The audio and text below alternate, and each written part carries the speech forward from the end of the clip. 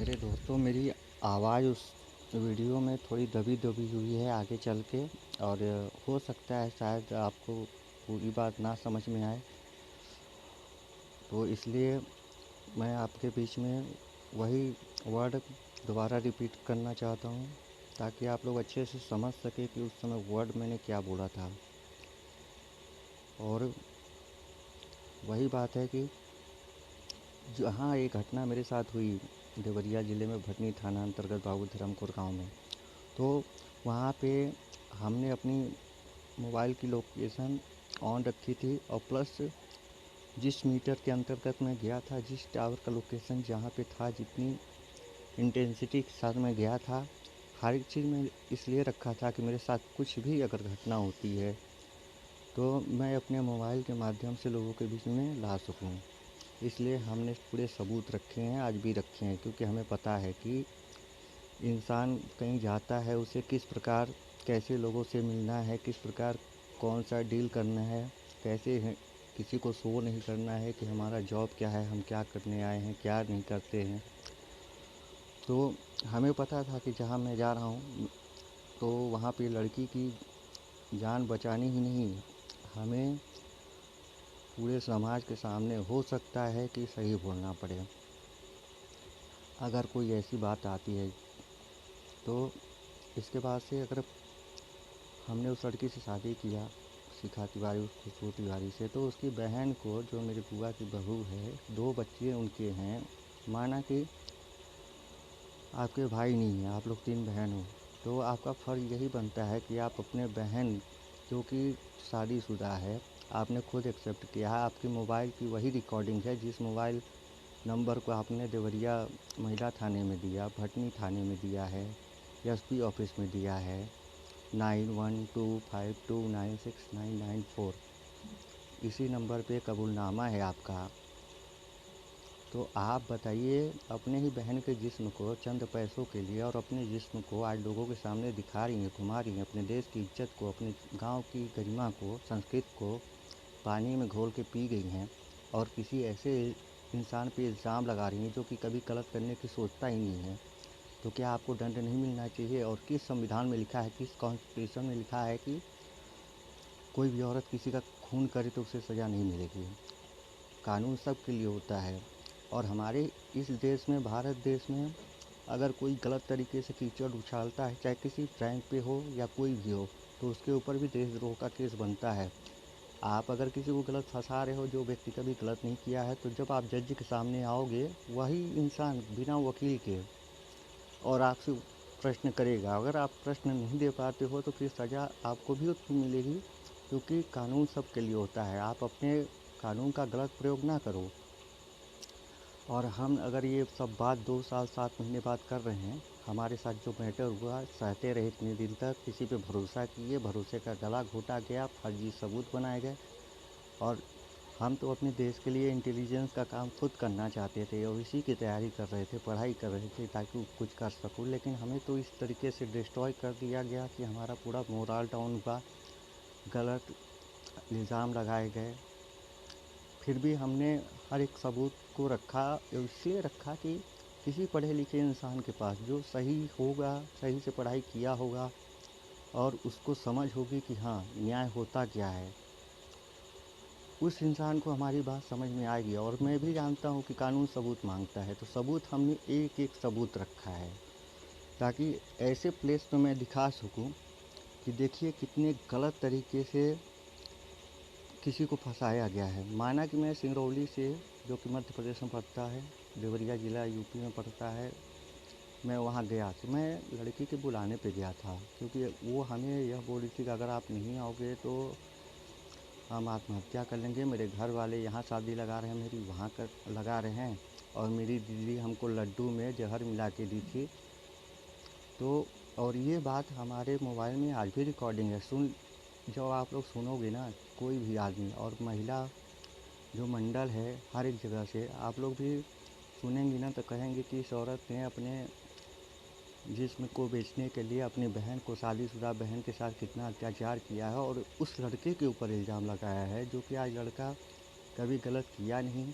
और उसको इन लोगों ने जान से मारने के प्लान बनाया, झूठा केस लगा के आज दूसरों के पास से फ़ोटो भिजवा रही है, अश्लील अश्लील अपने ही बहन का धमकी दे रही है कि अगर तुम इधर उधर बोलोगे तो अपने बहन को मार के तुमको फंसा दूंगी। और रही बात तुम्हारे सपने की, तुम्हारी शादी की, तो वो तुम भूल जाओ, ऐसे ही तुमको परेशान करेंगे, तुमको तुम्हारी लाइफ डिस्ट्रॉय करेंगे।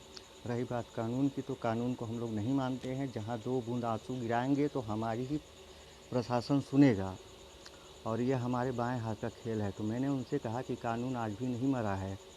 फ़र्क इतना है कि अगर आप सच्चाई के रास्ते पे चलते हो तो आपको शुरू में बहुत स्ट्रगल करना पड़ता है। आफ्टर दैट कि आपको जस्टिस मिलेगा, बट उस समय नहीं मिलेगा जिस समय आपको ज़रूरत होगी। तो हम ये सब इसलिए कर रहे हैं क्योंकि हमारी अब पढ़ाई लास्ट मोमेंट पे आके रुकी हुई है। हमें अब निकलना था फॉरेन में, लेकिन दिक्कत इस बात की है कि लॉकडाउन कोरोना वायरस से तो आया ही, ऊपर से अब मैं अपने देश को छोड़ भी नहीं सकता, क्योंकि अगर देश छोड़ किसी तरीके से अगर हम बाहर विदेश के लिए निकलते हैं तो लोगों को यह लगेगा मैंने गलती की थी। इसलिए मैं क्या चाहता हूँ कि जो मेरे ऊपर आरोप लगाए गए हैं, हम सबके सामने उसको गलत सिद्ध करेंगे कि देखिए जो सबूत हैं हमारे पास, इसको गलत साबित कर रहे हैं और आप लोग खुद देखिए। तो हम आगे की मंजिल अपनी जारी रख सके ताकि अपने देश के लिए जो टेररिस्ट हैं, जो आतंकवादी गतिविधियां हैं, उनको ख़त्म करने में मदद कर सकूं। इसलिए मैं चाहता हूं कि हमें किसी तरीके से न्याय दी जाए। मेरे को एक इंसान को खाली सिंगरौली से वहां आना है देवरिया, और इसके बीच में बस हमें कुछ लोगों को लेके भी नहीं आना है। मैं तो सिंगल भी आ जाऊंगा, बस मेरे को परमिशन चाहिए वहाँ के समाज का। वहाँ के डीएम और एसपी सर से यही रिक्वेस्ट रहेगी हमारे कि प्लीज़ हेल्प मी। बस आप लोग के पास मैं आ जाऊँ, आपको सबूत दिखा दूँ, इसके बाद से मेरी ड्यूटी ख़त्म हो जाएगी। और जो कार्रवाई बनती है वो उनके ऊपर की जाए, क्योंकि इन लोगों ने महिला थाना को भी गाली दिया, धज्जियाँ उड़ा दी उनकी, खुद साइन किया और खुद इसके बाद से इसकी बहन बोल रही है कि हमारे लिए सब पेशा है, आम बात है, हम लोग जो करेंगे वही सबको सुनना पड़ेगा। तो ऐसा तो नहीं है कि कानून एक ही के लिए है। और अगर किसी ने मर्डर किया है, राजीव गांधी हत्याकांड में जो लड़की शामिल थी, तो उसको भी पनिशमेंट मिली थी। तो हमारे देश के कानून में यह नहीं लिखा है कि औरत को अलाउ है कि आप किसी का खून करो और आपके ऊपर कोई मामला दर्ज ना हो। अगर प्रूफ है तो हर एक इंसान के ऊपर कार्रवाई होती है।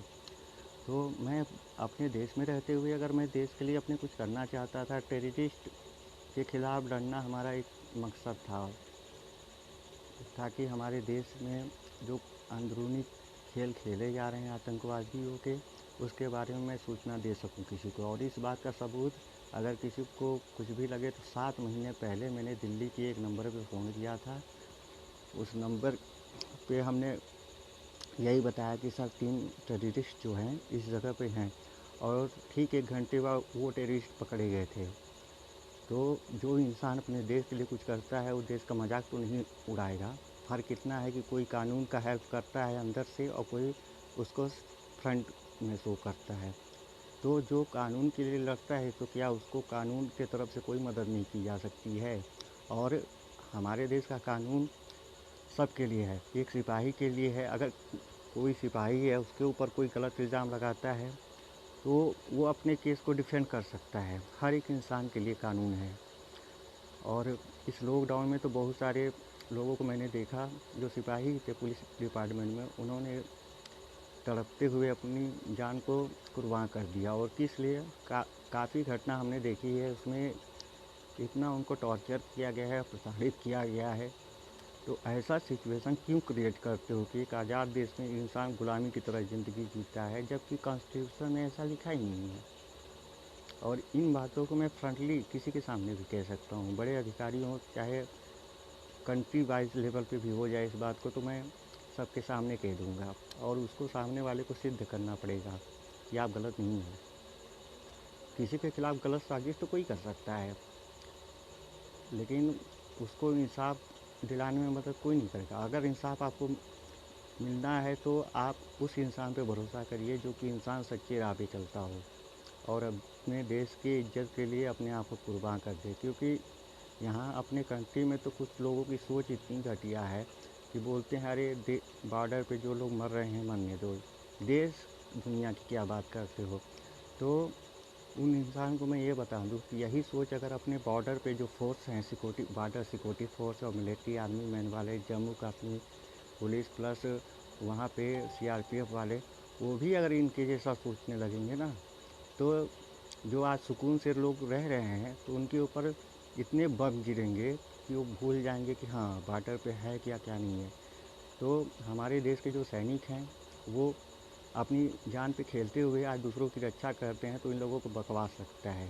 तो बस मैं इसीलिए तो हेल्प मांगना चाहता था कि अगर हम अपने देश के लिए आगे निकलना चाहते हैं, अभी बहुत ऐसे चीज़ हैं कि लोगों के सामने लाना चाहते हैं, तो हमारी इस मामले को किसी भी तरीके से प्रेजेंट किया जाए बड़े लोगों के सामने, या फिर यही है कि फिर हमको अपने अंतर्राष्ट्रीय लेवल पे अपने बात को कहना होगा। और मैं इस बात को अपनी संस्था में नहीं कहना चाहता, क्योंकि अभी नया नया हम उस चीज़ में गए हैं और हमारा इस वजह से हर चीज़ रुका हुआ है, क्योंकि हम यही सोचते हैं कि अपने कंट्री को छोड़ने के पहले पहले इंसाफ चाहिए और प्लस ये जो वायरस चल रहा है वो ख़त्म हो जाए।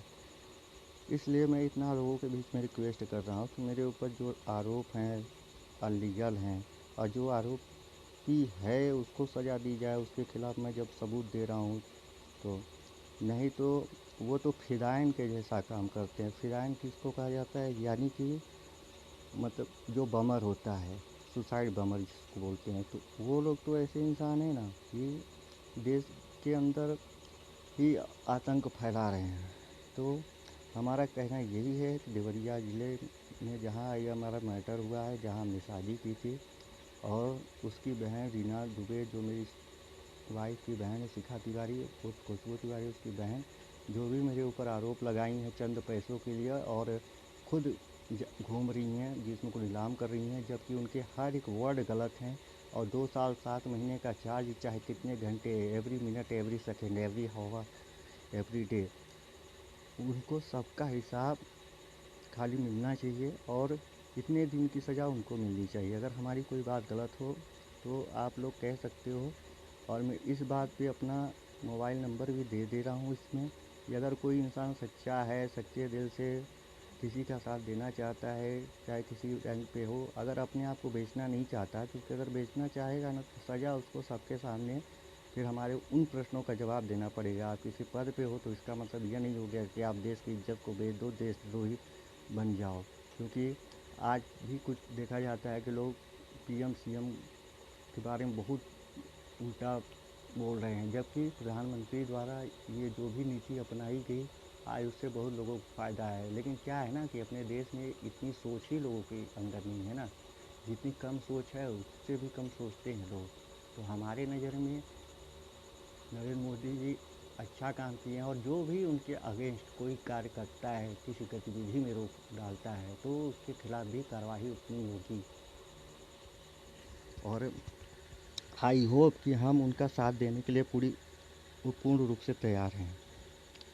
तो बस मेरा यही कहना है कि उस लड़की के घर जाके लोग बस इतना हमें फ़ोन करें कि आइए आप सबके सामने जो भी चीज़ है दिखा दीजिए। मैं न्याय के लिए, सिर्फ़ और सिर्फ़ न्याय के लिए अपने देश में रुका हूँ, और आप लोग से इतना रिक्वेस्ट कर रहा हूँ। नहीं तो हमारा अब कोई शौक़ नहीं बचा था, ना ही ये सब हम सोशल मीडिया पे डालना चाहते थे, लेकिन अब मेरी मजबूरी हो गई, क्योंकि इतने दिनों तक सहना एक झूठा केस सज़ा बन गया है। और मैं इन चीज़ों के लिए वकील क्यों लगाऊँ? वकील के चलते बताइए, अगर इंसान गलत है तब ना डर रहा है, अगर गलत नहीं है तो क्यों डर रहा है? तो मैं अपनी बात खुद आप लोगों के सामने इसलिए रख रहा हूँ ताकि हमारे देश के कानून को कोई गलत न साबित कर सके। तो इस बात के लिए अगर हमारे द्वारा कहे गए कुछ शब्द अगर गलत होंगे तो उसके लिए आप लोग क्षमा करिएगा। बस बात यही है कि अगर मैंने उससे शादी किया है, उसके साथ उन लोगों ने जो भी किया हो, लेकिन हमारी संस्कृति क्या कहती है कि हम उनसे शादी किए थे तो मेरी आज भी पत्नी है। उसकी बहन अगर हमें चाहती ही है मारना जान से, कोई बात नहीं, क्योंकि हम तो अपने धर्म, अपने संस्कृति, अपने देश के लिए अपने प्राणों को भी न्यौछावर कर दें। ऐसी सोच हम लोग रख के चलते हैं। हम लोग ऐसे भी इंसान ही हैं जो देश के अंदर देश को दीमक की तरह खा जाएं। हमें तो अपने देश को बचाने के लिए अगर आगे भी आना पड़े तो हमें शौक़ से आ जाना है। तो अगर आप लोग सच्चे दिल से हमारा इस बात पे साथ दें तो हमें बहुत खुशी मिलेगी। जय हिंद, जय भारत।